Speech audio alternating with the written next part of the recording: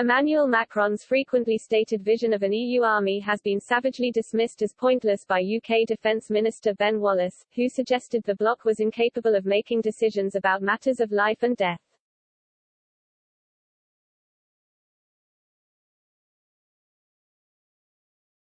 Mr. Wallace, speaking on the sidelines of the Tory party conference in Manchester, was questioned about calls by Mr. Macron, among other senior EU figures, for a dedicated EU unit of up to 20,000 troops which could be deployed rapidly across the globe. EU officials are expected to present a draft plan for a so-called first entry force next month.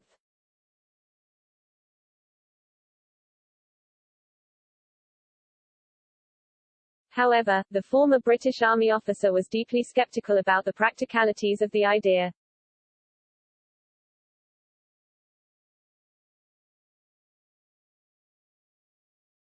He told The Telegraph, "What is really important is, can you come to a political decision to deploy men and women, who may face death, around the world?"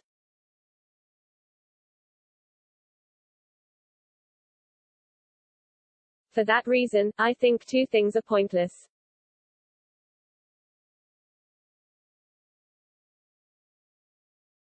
He explained, one is, you already have that worked through for 90% of Europe, and that's called NATO, so why would you need to replicate that?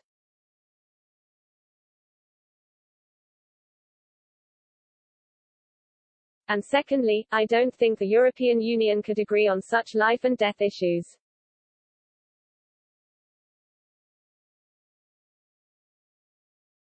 And therefore you'll just have potentially a standing army that won't do very much.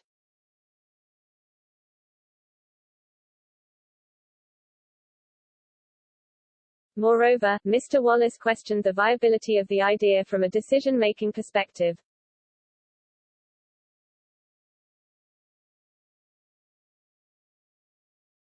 He said, "Can you imagine the arguments about who's going to buy the equipment?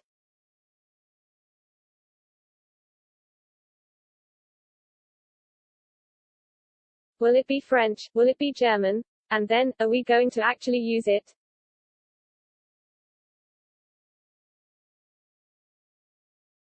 I think it's a press release rather than a reality.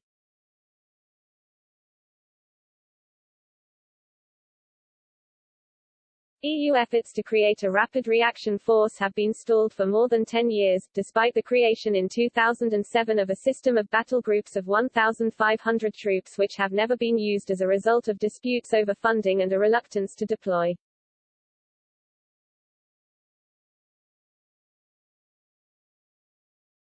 However, the US withdrawal from Afghanistan has put the issue back on the agenda, with the EU alone potentially unable to evacuate personnel from countries where it is training foreign troops, for example in Mali, in West Africa.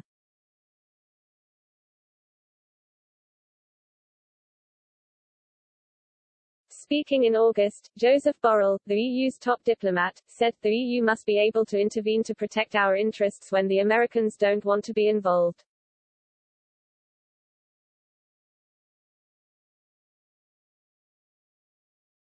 As Europeans, we have to use this crisis to learn to work more together and reinforce our strategic autonomy.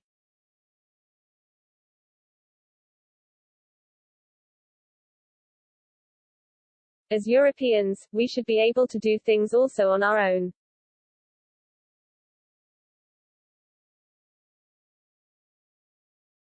Also speaking in August, Portugal's Defence Minister João Gomes Cravinho said, "We cannot remain adolescents forever.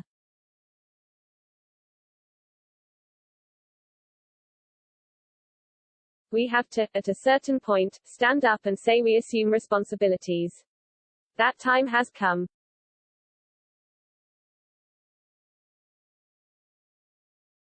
Former Brexit Party MEP Ben Habib, who has frequently voiced his concern at the prospect of an EU army, nevertheless believes the prospect is some way off, not least because of the reluctance of many EU 27 members to spend the recommended 2% of GDP on defence.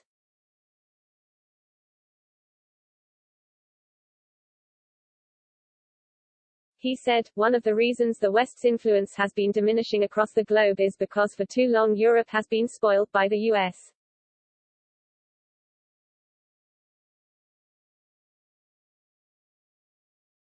spoiled by the US putting its protective blanket around our continent.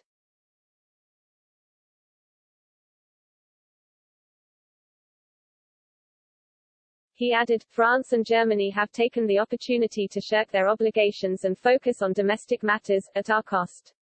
So much for a level playing field.